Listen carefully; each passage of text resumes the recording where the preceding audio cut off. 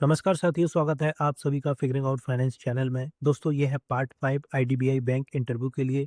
दोस्तों, इस वीडियो में हम डिस्कस करने वाले हैं गवर्नमेंट स्कीम, आरबीआई एक्ट और कुछ फाइनेंशियल पॉलिसी के बारे में जो आपकी आईडीबीआई बैंक इंटरव्यू के लिए काफ़ी ज़्यादा इंपॉर्टेंट होने वाली है। दोस्तों, इस वीडियो में मैंने टोटल 10 टॉपिक्स लिए हैं जो काफ़ी ज़्यादा इंपॉर्टेंट हैं और प्रीवियस ईयर इंटरव्यू बेस्ड हैं। यानी ये क्वेश्चन आपसे पिछले आईडीबीआई बैंक के इंटरव्यू में पूछे जा चुके हैं। तो दोस्तों, वीडियो को लास्ट तक देखिएगा, बहुत इंपॉर्टेंट वीडियो है। और दोस्तों, मेरे आंसर थोड़े कॉम्प्रिहेंसिव होते हैं, अगर आप उनको थोड़ा शॉर्ट करना चाहें तो कर सकते हैं, बट आप बोलने की प्रैक्टिस ज़रूर कीजिएगा ताकि आप पैनल के सामने कॉन्फिडेंटली बोल सकें। इसके अलावा दोस्तों, एक और गवर्नमेंट स्कीम की वीडियो ऑलरेडी प्लेलिस्ट में अवेलेबल है, अगर आपने अब तक वो नहीं देखी है तो आप उसको भी ज़रूर देखिएगा। इसके अलावा एक विकसित भारत जी राम जी की एक स्पेशल वीडियो है, अगर आपने वो भी अब तक नहीं देखी है तो आप उसको ज़रूर देखिएगा। ये सारी वीडियोस आपको प्लेलिस्ट पे मिल जाएँगी और दोस्तों, मैं लास्ट में आपको कुछ और वीडियोस रिकमेंड करूँगा और प्लेलिस्ट भी बताऊँगा, तो वीडियो को आप लास्ट तक ज़रूर देखिएगा। तो चलिए दोस्तों, आज का वीडियो शुरू करते हैं। आज का पहला क्वेश्चन है, what do you know about प्रधानमंत्री जन धन योजना, it's launch, account open and 6 की फीचर। चलिए देखते हैं पैनल को एक अच्छा आंसर कैसे दें। सर, प्रधानमंत्री जन धन योजना प्राइम मिनिस्टर श्री नरेंद्र मोदी जी ने 15 ऑफ अगस्त 2014 को रेड फोर्ट से अनाउंस किया था। इसे ऑफिशियली 28 ऑफ अगस्त 2014 को लॉन्च किया गया था। ये इंडिया का national mission for financial inclusion है, जिसका मेन ऑब्जेक्टिव बैंकिंग सर्विसेज को हर व्यक्ति तक पहुंचाना है।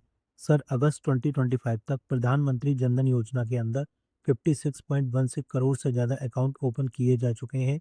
इनमें लगभग 67% अकाउंट रूरल एरियाज में है और करीब 56% अकाउंट वुमेन अकाउंट होल्डर के पास है। सर, इसके 6 इंपॉर्टेंट फीचर हैं।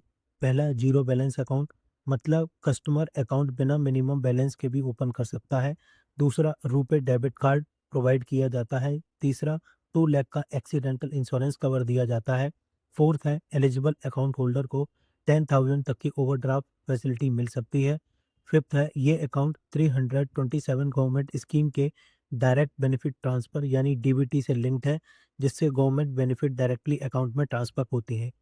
सिक्स है, 30,000 का लाइफ इंश्योरेंस कवर और फाइनेंशियल लिटरेसी सपोर्ट भी प्रोवाइड किया जाता है। सर, प्रधानमंत्री जनधन योजना को दुनिया की सबसे बड़ी फाइनेंशियल इंक्लूजन इनिशिएटिव में माना जाता है। नेक्स्ट क्वेश्चन है, can you explain the stand up India scheme, what it offers, the loan amount and who is it meant for. चलिए देखते हैं पैनल को एक अच्छा आंसर कैसे दें। Sir, stand up India scheme को 5 अप्रैल 2016 को प्राइम मिनिस्टर श्री नरेंद्र मोदी जी ने लॉन्च किया था। इस स्कीम का मेन ऑब्जेक्टिव एंटरप्रेन्योरशिप को प्रमोट करना, specially schedule caste, schedule tribe और वुमेन एंटरप्रेन्योर के बीच, पर्टिकुलरली ग्रास रूट लेवल पर। सर, इस स्कीम के अंदर हर शेड्यूल कमर्शियल बैंक ब्रांच को कम से कम एक SC/ST बोरोअर और एक वुमेन बोरोअर को सपोर्ट करना होता है। यहाँ पर कंपोजिट लोन प्रोवाइड किया जाता है, जिसका अमाउंट 10 लाख से लेकर 1 करोड़ तक होता है। ये लोन ग्रीनफील्ड एंटरप्राइजेज एस्टेब्लिश करने के लिए दिया जाता है। ग्रीनफील्ड एंटरप्राइजेज का मतलब है एक नया बिजनेस, यानी एक नए वेंचर की शुरुआत। सर, ये बिजनेस मैन्युफैक्चरिंग, सर्विस, ट्रेडिंग और एग्रीकल्चर अलाइड एक्टिविटी जैसे सेक्टर में हो सकता है। इस स्कीम में बैंक प्रोजेक्ट कॉस्ट का लगभग 75% तक फाइनेंस कर सकता है। Loan repayment period maximum 7 year तक होता है और बोरोअर को 18 मंथ तक का मॉरेटोरियम पीरियड भी दिया जा सकता है। मॉरेटोरियम का मतलब होता है शुरुआती पीरियड जिसमें रीपेमेंट की इमीडिएट प्रेशर नहीं होता। सर, अगर इंटरेस्ट रेट की बात करें तो ये MCLR प्लस 3% और टेन्योर प्रीमियम से ज़्यादा नहीं होना चाहिए। और सर, इस स्कीम की सक्सेस भी काफ़ी अच्छी रही है। अक्टूबर 2025 तक लगभग 62,807 करोड़ सैंक्शन किए जा चुके हैं और अराउंड 2.75 लाख बेनिफिशियरीज को इसका बेनिफिट मिला है। ये दिखाता है कि स्कीम फाइनेंशियल इंक्लूजन और एंटरप्रेन्योरशिप को स्ट्रेंथन करने में इंपॉर्टेंट रोल प्ले कर रही है। नेक्स्ट क्वेश्चन है, can you tell us about the PM Mudra Yojana and how its benefit rural youth in India. चलिए देखते हैं पैनल को एक अच्छा आंसर कैसे दें। सर, प्रधानमंत्री मुद्रा योजना को 8 ऑफ अप्रैल 2015 में लॉन्च किया गया था और इसका मेन मोटो था फंडिंग द अनफंडेड, यानी लोग ट्रेडिशनल बैंकिंग सिस्टम से लोन नहीं ले पाते, उनको फाइनेंशियल सपोर्ट प्रोवाइड करना। इस स्कीम के थ्रू स्मॉल और माइक्रो एंटरप्रेन्योर्स को कोलेटरल फ्री लोन दिया जाता है। मतलब लोन लेने के लिए किसी सिक्योरिटी या प्रॉपर्टी को गिरवी रखने की ज़रूरत नहीं होती। सर इसकी 4 कैटेगरीज़ हैं। पहला है शिशु, जिसमें 50,000 तक का लोन दिया जाता है। दूसरा है किशोर, जिसमें 5 लाख तक का लोन मिलता है। तीसरा है तरुण, जिसमें 10 लाख तक का लोन दिया जाता है। और एक नई कैटेगरी तरुण प्लस भी इंट्रोड्यूस की गई है, जो अक्टूबर 2024 से इफ़ेक्टिव हुई है और इसमें 20 लाख तक का लोन दिया जा सकता है। अगर लेटेस्ट डेटा की बात करें, मार्च 2025 तक 50 करोड़ से ज़्यादा लोन अकाउंट ओपन किए जा चुके हैं और टोटल 32 लाख करोड़ रुपीस से अधिक अमाउंट डिसबर्स किया गया है। इसमें लगभग 68% बेनिफिशरीज वुमेन हैं। सर रूरल यूथ के लिए ये स्कीम काफ़ी ट्रांसफॉर्मेशनल है, क्योंकि इससे यंग पीपल बिना सिक्योरिटी के अपना स्मॉल बिजनेसेस स्टार्ट कर सकते हैं। इससे विलेज लेवल पर एम्प्लॉयमेंट अपॉर्चुनिटी भी क्रिएट होती है और सिटीज़ की तरफ माइग्रेशन भी कम होता है। Sir as an IDBI bank officer मैं ग्राउस मैं ग्रास रूट लेवल पर इस स्कीम को एक्टिवली प्रमोट करूंगा, ताकि ज़्यादा से ज़्यादा रूरल एंटरप्रेन्योर्स फाइनेंशियली एम्पावर्ड हो सके। नेक्स्ट क्वेश्चन है, can you explain what the Kisan credit card is, how it differs from a regular credit card and what factor determine its credit limit. चलिए देखते हैं एनएल को एक अच्छा आंसर कैसे दें। सर किसान क्रेडिट कार्ड 1998 में लॉन्च किया गया था नाबार्ड की आरबी गुप्ता कमेटी की रिकमेंडेशन के बेसिस पर। इसका मेन ऑब्जेक्टिव फार्मर को एग्रीकल्चर और अलाइड एक्टिविटीज़ के लिए टाइम पर और अफोर्डेबल क्रेडिट प्रोवाइड करना है, ताकि उनकी डिपेंडेंसी मनी लेंडर पर कम। सर अगर हम रेगुलर क्रेडिट कार्ड और केसीसी को कंपेयर करें, तो रेगुलर क्रेडिट कार्ड में इंटरेस्ट रेट काफ़ी हाई हो सकता है, लगभग 36% से 42% पर एनम। लेकिन केसीसी में फार्मर को क्रेडिट सिर्फ 7% एनुअल इंटरेस्ट रेट पर मिलता है।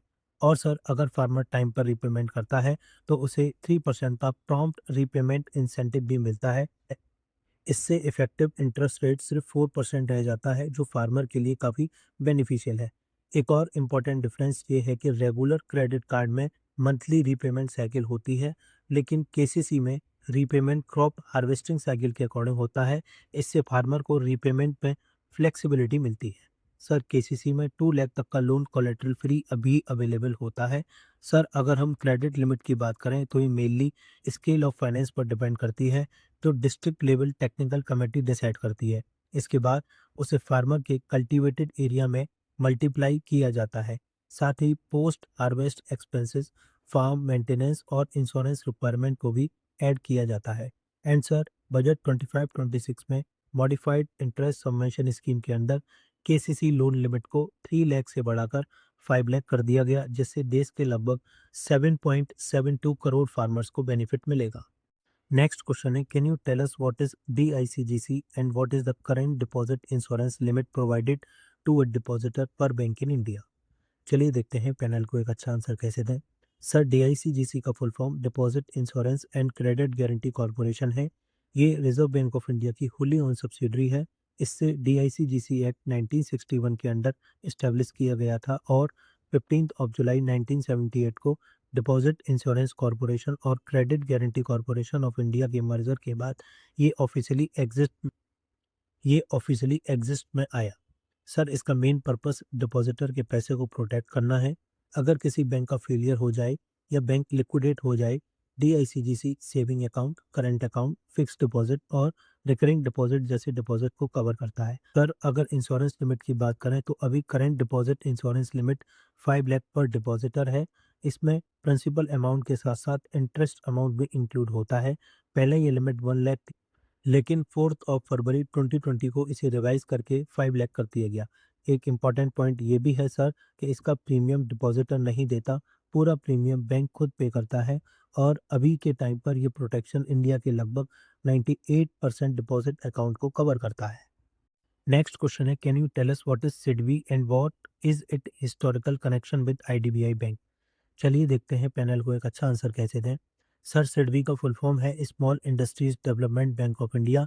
इसका इस्टेब्लिशमेंट 2 अप्रैल 1990 को सिडबी एक्ट 1989 के अंडर किया गया था, जो पार्लियामेंट के द्वारा पास किया गया था। इसका हेडक्वार्टर लखनऊ उत्तर प्रदेश में है और इसके current chairman and managing director Shri Manoj Mittal ji हैं। सर सिडबी का मेन रोल इंडिया के एमएसएमई सेक्टर को प्रमोट करना, फाइनेंस प्रोवाइड करना और उसके डेवलपमेंट को सपोर्ट करना है। सिंपल वर्ड में बोले तो छोटे और मध्यम इंडस्ट्रीज को फाइनेंशियल और डेवलपमेंटल सपोर्ट देने का काम सिडबी करता है। सर अब अगर आईडीबीआई के कनेक्शन की बात करें तो सर सिडबी शुरुआत में आईडीबीआई की होली ओन्ड सब्सिडरी के रूप में इस्टेब्लिश हुआ था। सिडबी बनने से पहले आईडीबीआई खुद स्मॉल इंडस्ट्रीज डेवलपमेंट फंड और नेशनल इक्विटी फंड को मैनेज करता था। बाद में ये दोनों फंड्स सिडबी को ट्रांसफर कर दिए गए। उसके बाद जब आईडीबीआई धीरे धीरे कमर्शियल बैंकिंग की तरफ मूव करने लगा, तब 27 मार्च 2000 को सिडबी को ऑफिशियली आईडीबीआई से अलग कर दिया गया ताकि वो इंडिपेंडेंटली काम कर सके। आज के टाइम में सिडबी का ओनरशिप गवर्नमेंट ऑफ इंडिया के साथ साथ एसबीआई, एलआईसी और नाबार्ड जैसे इंस्टीट्यूशन के पास है। नेक्स्ट क्वेश्चन है, tell me what do you know about NABARD and its role in rural banking. चलिए देखते हैं पैनल को एक अच्छा आंसर कैसे दें। सर नाबार्ड का फुल फॉर्म है national bank for agriculture and rural development. इसका एस्टेब्लिशमेंट 12 जुलाई 1982 में नाबार्ड एक्ट 1981 के तहत हुआ था, जो बी शिवारमन कमेटी की रिकमेंडेशन पर बेस्ड था। इसका हेडक्वार्टर मुंबई में है और इसके करंट चेयरमैन श्री साजी केवीजी है। सर नाबार्ड को इंडिया में एग्रीकल्चर और रूरल डेवलपमेंट का एपेक्स इंस्टीट्यूशन माना जाता है। सर सिंपल वर्ड में समझें तो रूरल इकोनॉमी को सपोर्ट करने में इसका बहुत इंपॉर्टेंट रोल है। ये डायरेक्टली हर कस्टमर को लोन प्रोवाइड नहीं करता। इसका मेजर रोल रीफाइनेंस सपोर्ट देना होता है commercial bank, regional rural bank और कोऑपरेटिव बैंक को। मतलब बैंक को फंड प्रोवाइड किए जाते हैं ताकि वो रूरल एरियाज में फार्मर और रूरल सेक्टर को लोन दे सकें। सर अगर रीसेंट फिगर देखें तो फाइनेंशियल ईयर 24-25 में नाबार्ड का टोटल रीफाइनेंस डिस्बर्समेंट लगभग 1.73 लाख करोड़ तक पहुंच गया था। इसके अलावा sir NABARD rural infrastructure development fund के थ्रू भी काम करता है, जिसके माध्यम से 5.6 लाख किलोमीटर से अधिक रूरल लोड को फंड किया गया है। साथ ही इसका एसएचजी बैंक लिंकेज प्रोग्राम भी काफ़ी इंपॉर्टेंट है, जिसने 17.8 करोड़ से अधिक रूरल हाउस होल्ड तक रीच किया है। इसलिए सर नाबार्ड इंडिया के रूरल क्रेडिट सिस्टम और रूरल डेवलपमेंट का बैकबोन है। नेक्स्ट क्वेश्चन है, tell us about the RBI act 1934 and its 5 की फंक्शन। चलिए देखते हैं पैनल को एक अच्छा आंसर कैसे दें। सर आरबीआई एक्ट 1934 एक फाउंडेशनल लॉ है जिसने आरबीआई को इस्टेब्लिश किया था। आरबीआई ने अपना ऑपरेशन 1 अप्रैल 1935 से शुरू किया था। बाद में आरबीआई को 1 जनवरी 1949 को नेशनलाइज किया गया और 1937 से इसका परमानेंट हेडक्वार्टर मुंबई में है। सर इस एक्ट के थ्रू आरबीआई को 5 मेजर फंक्शन दिए गए हैं। पहला, आरबीआई के पास करेंसी नोट इशू करने का एक्सक्लूसिव अथॉरिटी है, एक्सेप्ट ₹1 नोट और कॉइन्स जो गवर्नमेंट ऑफ इंडिया इशू करती है। Second, RBI monetary policy formulate करता है थ्रू मॉनेटरी पॉलिसी कमेटी। इसका मेन ऑब्जेक्टिव इन्फ्लेशन को कंट्रोल करना होता है और CPI based inflation target maintain करना होता है। इस फ्रेमवर्क को 2016 अमेंडमेंट के थ्रू और स्ट्रेंथन किया गया था। थर्ड, आरबीआई गवर्नमेंट का बैंकर भी काम करता है। ये गवर्नमेंट के पब्लिक अकाउंट और पब्लिक डेट को मैनेज करता है। फोर्थ, आरबीआई बैंक्स का बैंकर और लेंडर ऑफ लास्ट रिजॉर्ट भी होता है। अगर किसी फाइनेंशियल क्राइसिस या लिक्विडिटी इशू की सिचुएशन आती है तो आरबीआई इमरजेंसी सपोर्ट प्रोवाइड करता है। फिफ्थ, आरबीआई फेमा 1999 के अंदर फॉरेन एक्सचेंज को मैनेज करता है और एक्सचेंज रेट स्टेबिलिटी मेंटेन करने में इंपॉर्टेंट रोल प्ले करता है। सर इसी वजह से आरबीआई को इंडिया के फाइनेंशियल सिस्टम की बैकबोन भी कहा जाता है। नेक्स्ट क्वेश्चन है, what is banking regulation act 1949 and how does it empower the RBI to supervise and regulate commercial bank in India. चलिए देखते हैं पैनल को एक अच्छा आंसर कैसे दें। Sir banking regulation act 1949 India के बैंकिंग सेक्टर को रेगुलेट करने के लिए एक बहुत इंपॉर्टेंट और लैंडमार्क लॉ है। ये बैंकिंग कंपनीज के लिए एक कंप्लीट लीगल फ्रेमवर्क प्रोवाइड करता है। ये एक्ट 19 मार्च 1949 को इम्प्लीमेंट हुआ था। पहले इसका नाम बैंकिंग कंपनीज एक्ट था, जिसे बाद में 1966 में बैंकिंग रेगुलेशन एक्ट नाम दिया गया। सर ये एक्ट आरबीआई को बैंक्स को सुपरवाइज और रेगुलेट करने के स्ट्रॉन्ग पावर देता है। जैसे कोई भी बैंक आरबीआई की लाइसेंस अप्रूवल के बिना बैंकिंग ऑपरेशन स्टार्ट नहीं कर सकता। इसके अलावा सेक्शन 35 के अंदर आरबीआई किसी भी बैंक के अकाउंट और फंक्शनिंग का इंस्पेक्शन कर सकता है जब भी जरूरत हो। सेक्शन 35 के अंदर आरबीआई बैंक्स को बाइंडिंग डायरेक्शन इशू करता है, स्पेशली डिपॉजिटर के इंटरेस्ट को प्रोटेक्ट करने के लिए। सर ये एक्ट आरबीआई को ये पावर भी देता है कि अगर किसी बैंक में सीरियस इशू हो तो आरबीआई डायरेक्टर्स को रिमूव कर सके और वीक बैंक्स के लिए रिकंस्ट्रक्शन या रीस्ट्रक्चरिंग स्कीम भी प्रिपेयर कर सके अंडर सेक्शन 45। और एक और इम्पॉर्टेंट पॉइंट ये भी है कि 2020 अमेंडमेंट के थ्रू 1482 अर्बन कोऑपरेटिव बैंक को भी डायरेक्ट आरबीआई सुपरविजन के अंडर लाया गया। इस अमेंडमेंट ने आरबीआई को सेक्शन 36 ट्रिपल ए के अंडर उनके बोर्ड्स को मैक्सिमम 5 ईयर तक सुपरसीड करने की पावर भी दी। सर सिंपल वर्ड में कहें तो बैंकिंग रेगुलेशन एक्ट 1949 इंडिया के बैंकिंग सिस्टम का बैकबोन है, क्योंकि ये बैंकिंग सेक्टर में स्टेबिलिटी, ट्रांसपेरेंसी और डिपॉजिटर के ट्रस्ट को मेंटेन करने में इंपॉर्टेंट रोल प्ले करता है। आज का लास्ट क्वेश्चन है, can you tell us about the PM Svanidhi scheme, what it is, what loan amount it offers to street vendor and how it contributes to financial inclusion in India. चलिए देखते हैं panel को एक अच्छा answer कैसे दें। Sir PM Svanidhi का full form है prime minister street vendors Atmanirbhar Nidhi. ये स्कीम जून 2020 में लॉन्च की गई थी। इसका मेन ऑब्जेक्टिव था अर्बन स्ट्रीट वेंडर को collateral free working capital loan provide कराना, स्पेशली उन वेंडर्स को जो कोविड-19 के टाइम फाइनेंशियली अफेक्ट हुए थे।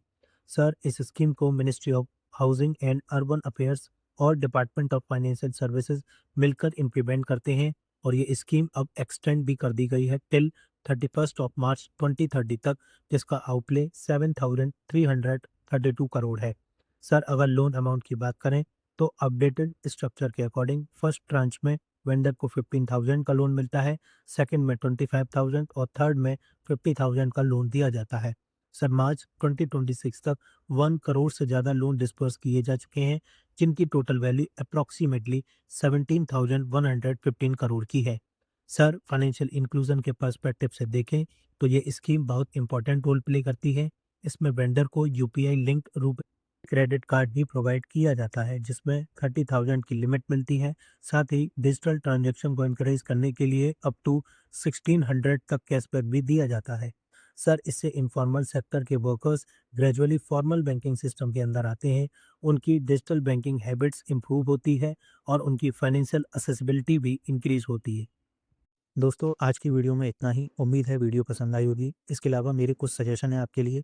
सबसे पहले तो आप ये प्लेलिस्ट सेव कर लीजिएगा, तो जितनी भी आईडीबीआई बैंक से रिलेटेड इंटरव्यू वीडियोस आएंगी वो आपको इसी प्लेलिस्ट में मिलेंगी। इसके अलावा आप आरआरबी पीओ की पुरानी प्लेलिस्ट भी देख सकते हैं। उसमें भी मैंने काफ़ी इंपॉर्टेंट क्वेश्चन कराए हैं, स्पेशली जो कॉमर्स बैकग्राउंड से हैं और जो बैंकिंग में ऑलरेडी काम कर रहे हैं और ऑफिसर पोस्ट की तैयारी कर रहे हैं, उसके लिए भी मैंने इसमें वीडियोस बनाई हुई हैं, आप उनको भी चेक कर सकते हैं।